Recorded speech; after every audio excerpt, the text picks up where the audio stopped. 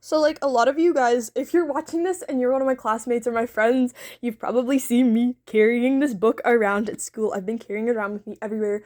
It is my baby in a way because ever since I got this last month, I've been obsessed with it and I love it so much. It's just so dear to me. So basically, the story behind this is that back in 2023, I decided I really wanted to write a book. I have written so many books in the past, so it wasn't like a huge like new thing for me, but at the same time it felt very new to me because while I've written in the past, I've never written anything like of that much worth that really stood out to me too much. And so this story felt different to me. I hand wrote the entire thing in this notebook. I don't usually write in notebooks. I don't usually open up a new blank fresh notebook and just start writing in it because I hate writing in my notebook hoard.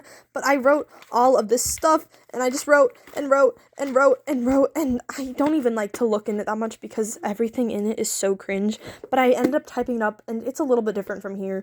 You know, it's not the exact same. And they lived in these docs on my very first laptop for so many years.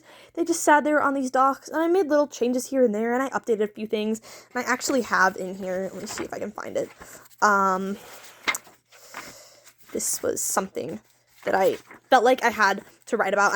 Put quick terms, and then I did draft 1.0, draft 1.1, draft 1.2, because I have so many draft phases. Like, it literally ends at draft 5.2.1 because there's so many phases that this book has gone through. But these drafts, I decided I wanted them printed because they are the very first original drafts to this book I've written, which I've abbreviated as, right here, the abbreviation, just because it's like really, really complicated. For some reason, every time I see it, I think of the moment one because people use that for the moment one, but it doesn't stand for the moment one. It stands for something else.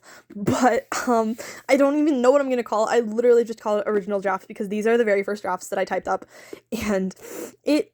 You know, for the longest time, I was like, why are these even important? You know, they're the first drafts. They're so stupid.